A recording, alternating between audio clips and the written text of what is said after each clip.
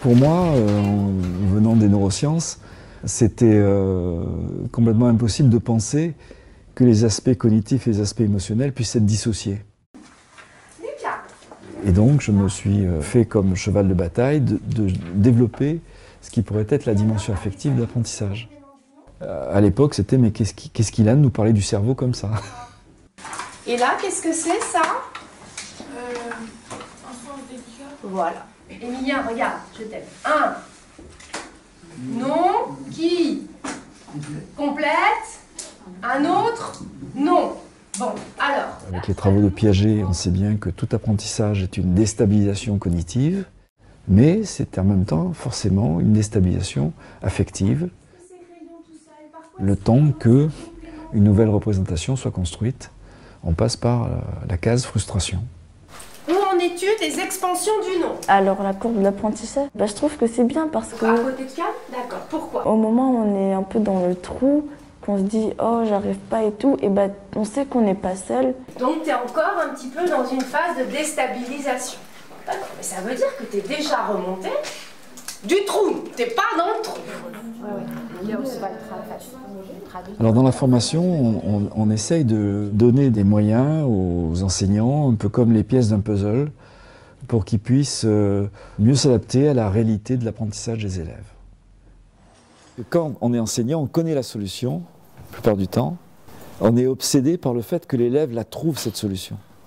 Et bien, tous ces gens-là qui donnent la solution, qui empêchent donc de passer dans la courbe d'apprentissage, de descendre jusqu'en bas, de marner un peu en bas pour remonter quand il aura compris, ce passage est un passage obligé. Et c'est criminel d'empêcher quelqu'un de passer par là. Donc c'est criminel de lui donner la solution. Et il s'agit donc de renoncer à ce plaisir de donner la solution à quelqu'un.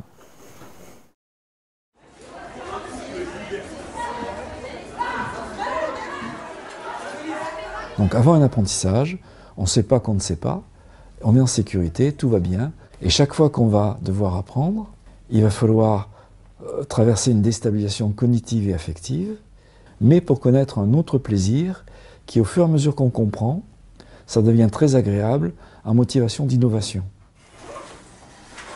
Allez, on met la date, 22 mars. Quand je rentre en cours de maths, c'est parce que instinctivement je sais que je sais pas, je sais que ça va me stresser, qu'il y aura des choses que je vais pas y arriver, mais finalement j'y arrive en me détendant et en me disant en ayant confiance en moi-même. Et oui, ça nous aide à se dire que nous aussi, enfin, même si on est au fond du trou, on va remonter et puis on va réussir. Parce que, comme le dit la courbe de l'apprentissage, on finira par comprendre. Du coup, voilà. Voilà, et puis ça, vous l'avez pas vu en 5e. Alors que les adjectifs qualificatifs épithètes, vous êtes plutôt là. Donc c'est normal pour l'instant d'être dans une émotion un peu désagréable avec les expansions du nom.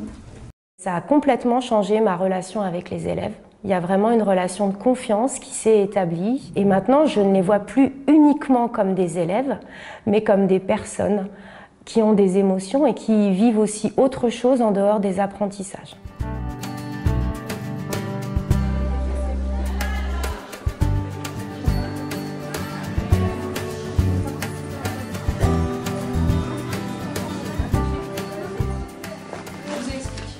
Les neurones qui sont associés au processus cognitif et les neurones qui sont associés à nos ressentis fonctionnent de manière liée, ensemble. À partir de là, tout ce que ressent un élève ou l'enseignant doit être pris en compte. Sinon, si on empêche l'eau de passer, elle cherchera un chemin pour s'écouler et elle risque de démolir plein de choses. Quand c'est des petits contrôles, j'y arrive bien, mais quand c'est des grands contrôles, j'y arrive, mais des fois je stresse et je sens une sorte de boule au ventre. Quand je pars à l'école, je sais pas ce qui va se passer dans la journée, alors je suis un peu stressée encore. Le matin et en classe de mathématiques. Ayez le dos droit et desserrez les poings. Donnons une place à l'émotionnel, à l'empathie, justement pour éviter que l'émotionnel et l'empathie ne prennent toute la place. Puis essayez dans votre tête de créer une bulle où toutes les distractions et excitations ou colères n'arrivent pas à entrer. Ces exercices leur permettent de se recentrer en fait sur eux-mêmes et ensuite ça leur permet d'être dans de meilleures dispositions en fait pour apprendre. Parce que c'est quand même ça l'objectif, c'est qu'ils puissent être en cours concentrés, présents et réceptifs. Et alors vendredi, donc j'ai dit aux élèves de 4B, voilà ce qui se passe à l'intérieur de vous, au quotidien, quand vous êtes occupés à ce qui se passe à l'extérieur. Et donc là je leur dis, bon ben voilà, à quoi ça sert un stop? Puisque vous faites des stops, qu'est-ce qu'on fait quand on fait un stop? Quand on fait un stop, on pose la bouteille. J'aime bien en faire un, c'est la fleur je crois. Je serre mon poing, je respire, et après j'expire et je le desserre. Et ça j'aime bien, ça me relaxe. Surtout quand je suis énervé parce que je suis quelqu'un de très impulsif. Aussi on parle beaucoup de nous, de l'estime de soi. On apprend vraiment à mieux se connaître en quelque sorte, bien se décrire, aussi savoir ses qualités et savoir ses défauts. Alors vous écrivez avec quelle main? Dans notre éducation, le corps n'a pas trop sa place, hein, on peut le dire, les émotions pas trop non plus. Et donc c'est tout un tas de pratiques qui permettent de remettre l'être humain, les sensations physiques, les émotions au cœur de l'éducation.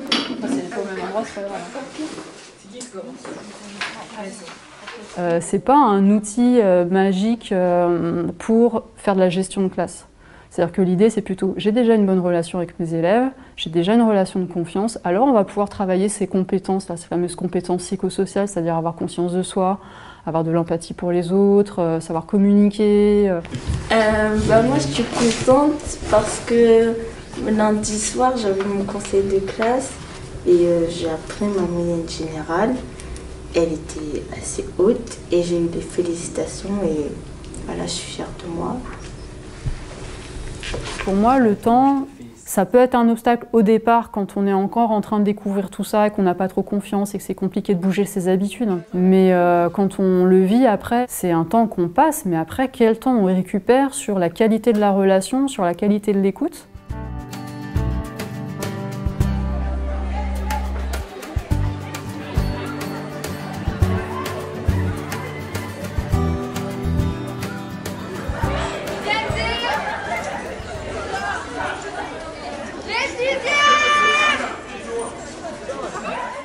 Quand je pose la question, je leur disais à quoi vous voyez que vous avez de l'autorité, ils me disent quand les élèves font ce qu'on leur dit de faire. Ma deuxième question c'était et quand ils ne font pas ce que vous avez dit de faire, qu'est-ce qui se passe pour vous? Réponse unanime, là on est mal. On y est là maintenant. Quelle est la signification du refus de travail? Mais d'abord, sur vous, qu'est-ce que ça vous fait quoi? Ah oui, c'est ça, donc ça me met en colère. Vous le prenez comment quoi? C'est une provocation. Il me provoque, ou alors, s'il n'a pas fait, c'est qu'il a une bonne raison. Oui, c'est ça. Tout le monde a des bonnes raisons, mais pas lui là, pas lui en ce moment. Ouais. C'est mon travail qui fait pas quoi. Oui, on revient toujours à chaque fois, on résiste. Hein.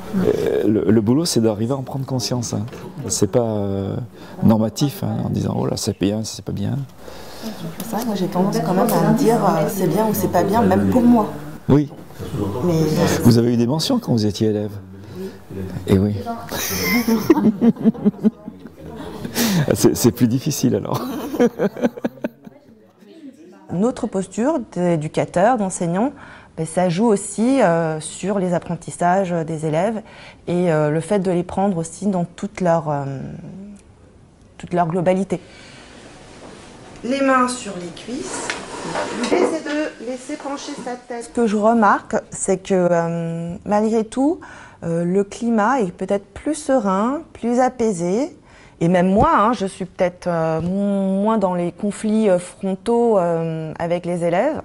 Donc il y a moins d'électricité qui peut parfois y avoir dans l'ambiance de classe. Ça donne un plus à la classe. L'ambiance, il est 2 voire 3 fois mieux. Je crois que c'est bien parce que les profs, ils sont beaucoup plus calmes et patients. Et ils font beaucoup de choses pour qu'on soit à l'aise avec cette activité. Dans votre bulle, vous vous sentez plus calme et détendu et plus libre. Pour moi, le grand point positif de cette formation, c'est que leur relation avec les adultes s'est vraiment améliorée. Et aussi que pour eux, les apprentissages prennent davantage de sens. Pour que les élèves ne se démotivent pas, les enseignants devraient être des alliés qui préparent les élèves pour réussir les contrôles. Maura, tu veux venir, toi, te positionner? Allez, viens. Et on a le droit de se mettre là, hein. Le contrôle, il n'est pas maintenant. Parfait. Super. Donc quand tout le monde sera dans les émotions agréables, là, on pourra faire le contrôle. Des notes de contrôle, il en faudrait beaucoup moins, des contrôles, il en faudrait beaucoup moins, pour au contraire que le temps passé à l'école soit un temps où les élèves puissent justement rentrer dans la déstabilisation affective et cognitive. Quel est le genre de jupe? Masculin ou féminin? Une jupe. Bon, alors corrige ton erreur. Très bien. La bienveillance, c'est pas laisser tout passer, c'est faire comprendre aux élèves qu'on est leur allié pour les apprentissages, mais en échange, eux, ils essaient de tout mettre en place pour faire des efforts et se lancer dans les apprentissages. Très bien. Allez, vas-y, Raphaël, pour organiser. L'autorité réelle, c'est celle que réclament les jeunes qui demandent aux adultes d'être des adultes porteurs d'autorité, c'est-à-dire qui nous donnent des limites, qui nous donnent le cadre à l'intérieur desquels les élèves vont pouvoir librement expérimenter.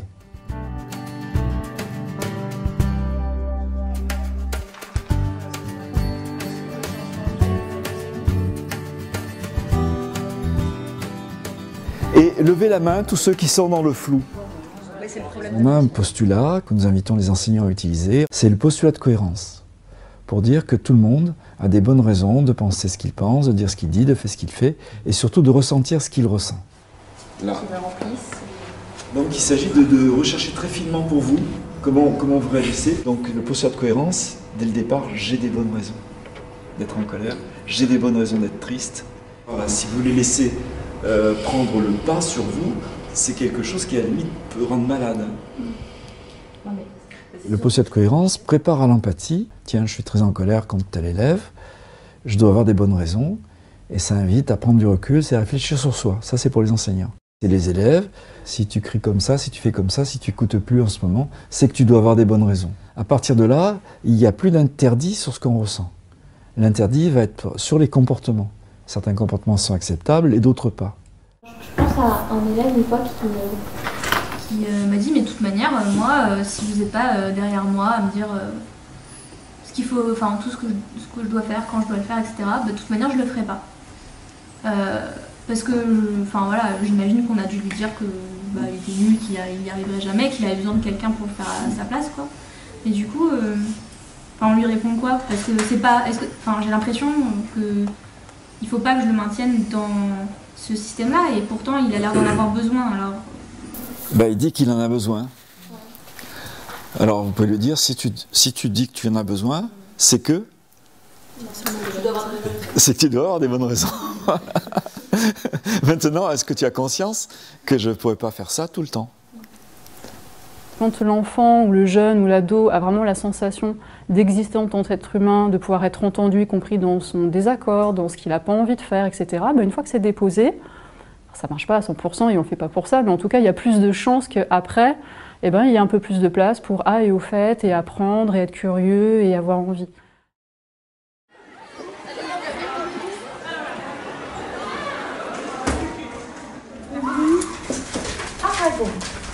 Ce poème, vous ne l'avez pas dans votre manuel, je l'ai imprimé et on va vous le distribuer. Alors, il y a une activité qui est mise en place systématiquement depuis à peu près un mois, c'est le carnet de bord. C'est une petite feuille sur laquelle les élèves écrivent leur état d'esprit.